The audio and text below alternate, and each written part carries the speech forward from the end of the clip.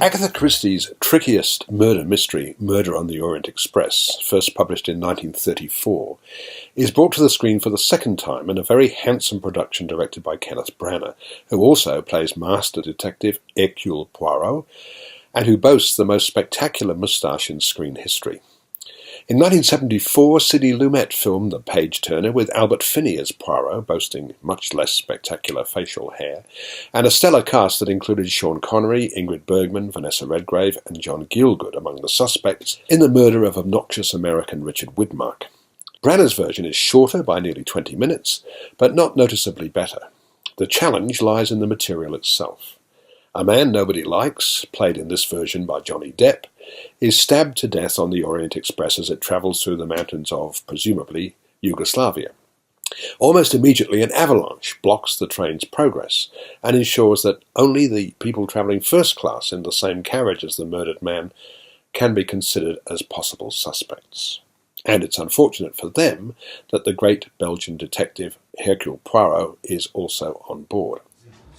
It appears that our bad luck has worsened. That is... A passenger has died on the train. He was murdered. Good God. Murder here? Alas, madame. God rest his soul.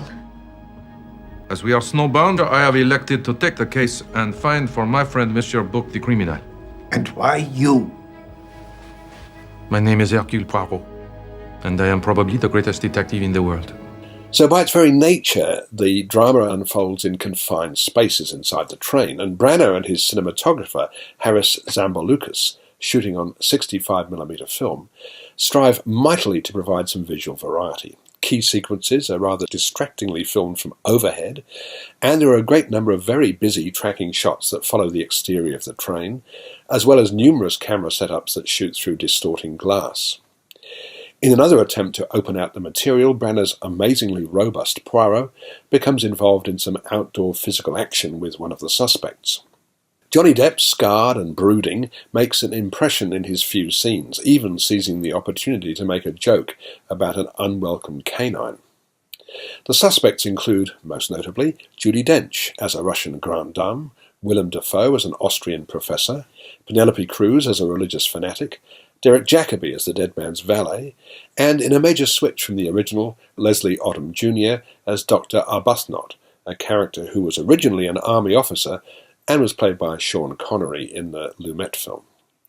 Every member of this ensemble cast is as good as you'd expect them to be, but it's Branagh front and centre, expounding his philosophies, there is a right and there's a wrong, nothing in between, and making sense of the numerous clues that have been scattered around the murder scene.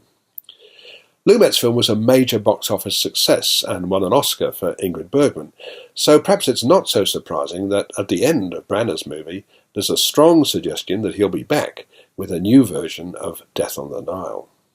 He's made a creditable but by no means outstanding crack at filming a much-loved but rather old-fashioned murder mystery. I'm giving Murder on the Orient Express 3 stars.